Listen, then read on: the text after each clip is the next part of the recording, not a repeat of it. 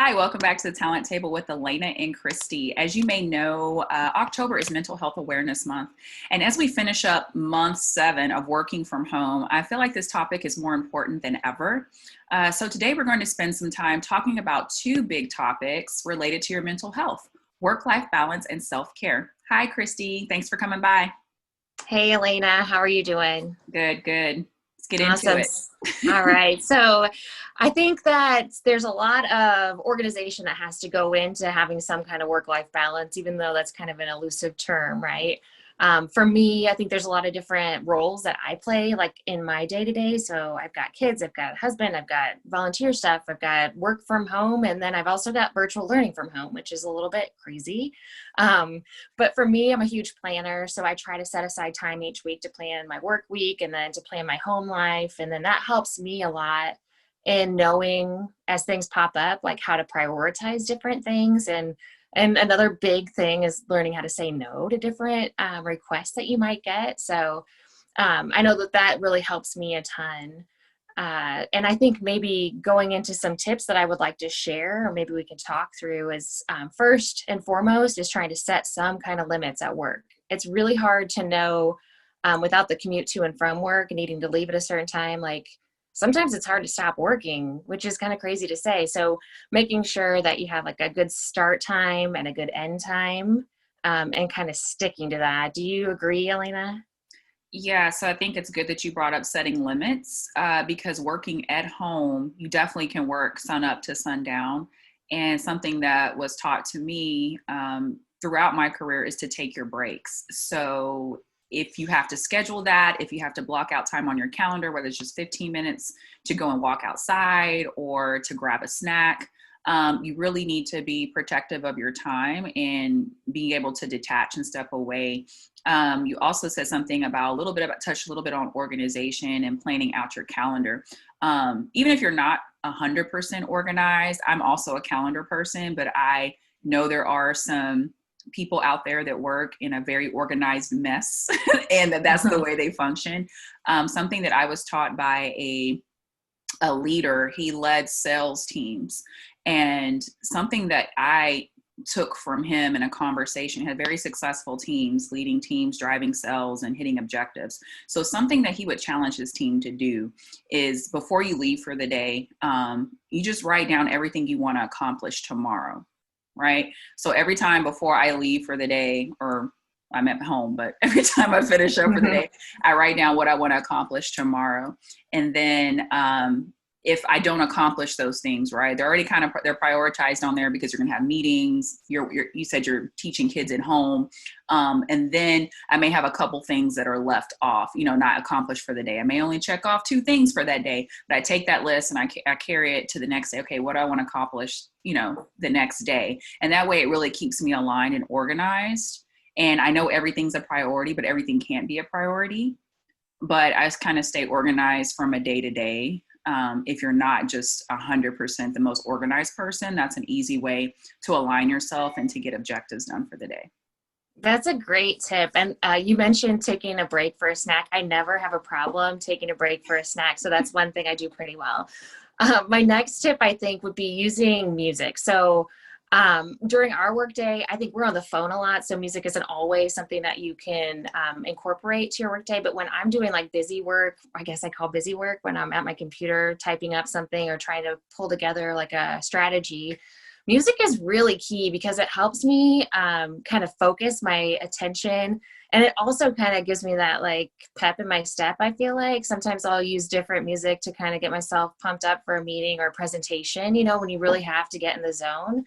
And I'm sure you do the same because I think I've heard some of the different like playlists that you've had. So is that something you use too? Oh yeah, absolutely. I am a Spotify junkie. I used to be Team Pandora, but now I am completely converted to Spotify. So I'm gonna start sharing my Spotify playlist on LinkedIn because I'm gonna put you onto something. But I can't really listen to too much like words and things when I'm working.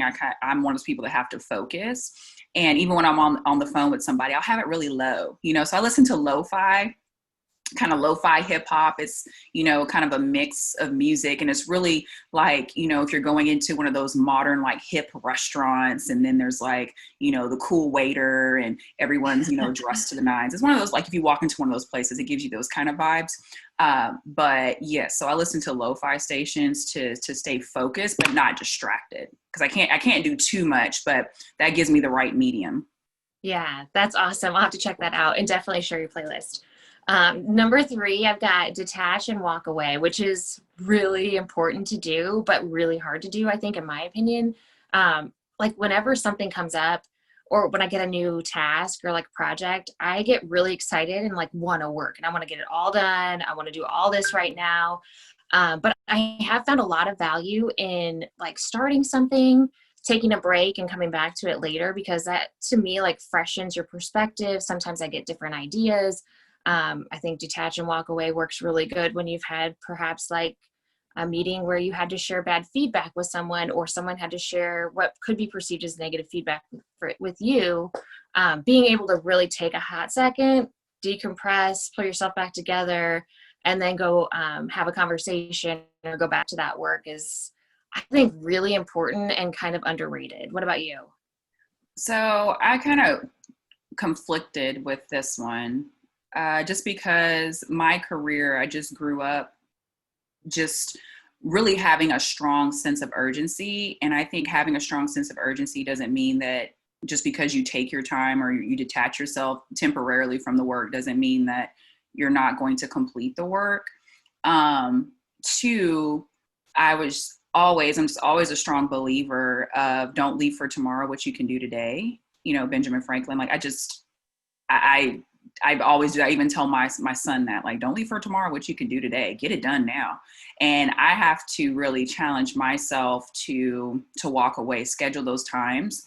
And like, even with recruiting, right? I'm implementing this great recruiting strategy and I'm getting no traction.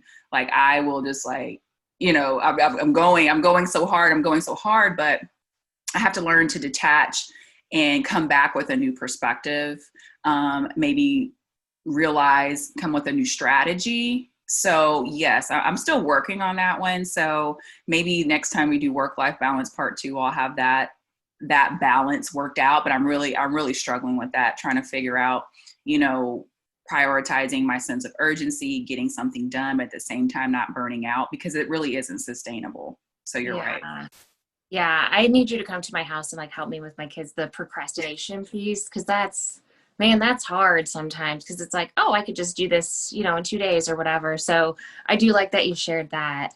I think number 4 is relax, which is hard for high performers, I think, to do, because not saying that I am a high performer, but I feel like it's hard sometimes to relax. Like in the evening time, that should be like the chill, relax, usually watch a show, after everybody goes to bed. And for me, it's hard because sometimes I'll want to do something to better myself. You and I were just talking about professional development and what we're planning to do, in the next coming months. So usually that's the time you have to dedicate to professional development, right? In the evening when you're free or on the weekends or whatever. So I still think it's really important to kind of carve out some time just to chill and not have to think about anything work related or professional development related, even though those things are the things that kind of drive our passion. Just being able to just do nothing for a little while, chill out, it's very valuable. Do you feel the same way about that one? I'm interested. So I have a lot to work on, Christy, let me tell you. But I would tell you 2 things. So first, I have probably over 2 months of paid time off saved, up. It's not saved up. It's just I haven't taken it and I need to, right? So I really need to learn, because once again, I came from a different culture outside of my current organization where it was frowned upon to take off work, right? So, but what am I saving it for? What am I doing? Like, take off work, enjoy yourself, take an afternoon, go get a massage. So yes, I definitely agree with that. Take your time. 2, as far as the home piece of it, so I'll give you a tip. Now, when my son was very young, now he's this huge 6'5", 200-pound man child, so whatever, he still does this. So this is a trick one of my aunts taught me. So bedtime is always 8:30. I know bedtime can be troubling, but 8:30 You get the kids into bed. I don't care how old you are. You 8:30, you're in your room. This is mom's time, right? So after 8:30, if you want to do professional development, if you want to watch a Netflix show, whatever that is your time. So that really helped me balance out. And I tell you, my son now, he's almost grown and he goes to bed at 8:30, 9 o'clock, or he's in his room at 9 o'clock because Yeah, that's a he's good trained to tip. do so. So, setting some of those boundaries at home and, setting that time aside for yourself and not feeling guilty about it. And don't feel guilty about how you spend your time either. If you want to take a Yeah. nap or you want to, get a new degree or something, that's up to you, but it's your time and you are detaching from work and you're doing something that you want to do and that you're committed to. Yeah, that's a good point. Just doing something what you want to do with your time, whatever that is. So I think number 5, this kind of plays into that, but like schedule some social time. I think this is important too, especially if you've got a lot of tasks outside of your workday that kind of take up your time. It is super important. This goes back to our organization, but it's super important to block out time to get in some of those social interactions, something that's not related to work. Spend some time with friends, go to a book club, go to a meetup, go work out. Whatever it is that your passion is outside of work, make sure you hold on to that, because I don't want anyone to tie their identity to like any one thing and invest everything in any one thing. Make sure you're doing stuff that really fills up your cup and like makes you have a great day. And those are just those things that you got to make sure you're incorporating into your everyday life. And I think that's hard for me too, because we're so busy. I know you're so busy. There's always something going on, but like everybody's busy. There's always going to be something going on. Just take the time. Make sure you schedule it out and stick to it. Don't flake out at the last minute. But what about you? Is that one that you struggle with? Are you pretty good with that? Yeah. And just, plus we're not going into work. So I think a lot of people, not for myself, just to be honest, their social outlet is tied to their office, relationships. Personally, I've just never been a go to happy hour after work type person. Like a lot of my friends are outside of work. But I know for a lot of people, just conversations I've had, a lot of their social being is tied to work. So right now is really tough, right? So I think what you said is, you said something really good about diving into things that really fill your cup. So I would challenge people, and I have challenged people, well, look at meetup groups, look at online, groups, forums. You like bird watching, get involved in that, gardening, those different types of things where you can meet people that are also interested in things that you have an interest in, and can talk about those things. Some things outside of work and politics, right? I'm sure people may love politics, but maybe find something that's not as stressful. So I think what you said was really good. I'm more of an introverted type person. So when I want to relax or kind of escape, I'll go into, my Audible or I'll write, but I do need to do better about being more social. So I have joined some meetup groups and things like that just to kind of put myself outside of my comfort zone a bit and make sure that I'm Yeah. still engaging in society, so outside of Social my media has bubble. made that really easy. Yeah. Because you can find groups that are related to any interest anywhere and be connected with people that aren't like in your immediate area. So social media has been great for that for sure. Let's switch gears a little bit. Let's talk a little bit about self-care. I know we've gotten some of that already, but why don't you tell us a little bit about your tips for self-care, Elena? Yes, self-care is so important. And I think sometimes even as women, we feel that we're being selfish because we want to take care of ourselves. We have a lot of competing priorities and different people that we take care of. I think it's just integral that we take care of ourselves, and imperative that we take care of ourselves, and men too. I'm not leaving them out, but I'm just saying, I know for myself as a woman, sometimes you get that guilt about, wanting to take time for yourself. So have you had that as well too, or what are your thoughts on Oh self? yeah, for sure. Yeah, because I Yeah. think that we are a lot of times the caregivers, or at least maybe this is like a problem, but the organizer of the activities, and like I have to know what's going on all the time because I have to know where everybody's going to be. And so it is really hard to like take a second to just do something for me, or I have like a little bit of guilt when I do that, because I might be missing something or somebody might need me for something. So I have that problem too. Yeah. So I do have some tips for self-care. I'm not saying I'll follow all of them, but do what I say, not as I do. The first one Yeah. is sleep. I am a night owl, so I am I'm more of a night person than a morning person. It's just me, but you need to get your sleep. For me, I know I'll go, and I'm up, and I don't like to waste any time. I want every minute to be productive, and then I'll just crash. One day I'm just like, oh, for 20 hours because I haven't slept in I don't know how long, weeks. So I think sleep is very important. It's hard. It's a precious gift. You should utilize it if you can, is to sleep. I agree with that 100%. Agree with that one? Okay, good. And then exercise. This one should be easier since we're working from home, but I feel like I've got a little bit more confidence. But definitely exercise. It elevates your mood. For me, it gives me time to think and relax and detach from like social media and different things like that. Sometimes I do listen to podcasts. Of course, I'm listening to my Spotify stations, but exercise is a good way to elevate your mood, and you're definitely taking care of yourself. You're being healthy, right? Getting that heart rate going, building those muscles. I think exercises are really important. You're into exercise and fitness, aren't you? I am. I am like obsessed with closing my rings on my Apple Watch. Like I have to close my rings every day. I don't know why. But also, so this is what I've done at home because I'm not walking anywhere really, because I my house, but we have a treadmill. And so I kind of arranged or put together this like walking treadmill desk. So in the morning, usually will do my emails or something that's not super intense and walk on the treadmill at the same time. So I get some steps in that way, but I do really, really like exercising. I feel like it helps my mood, helps me feel better kind of thing during the day. Good. Get out in the way in the morning, right? So I Yeah. think I leave the workout to the end of the day, and that's just no good. Try to get it out in the morning, but Yeah, just get in when you can. And then getting outside.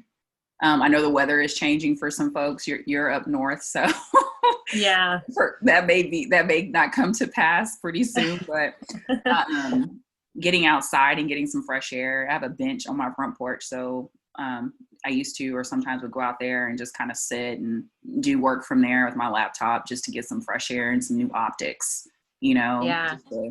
self-care. Do you do that as well?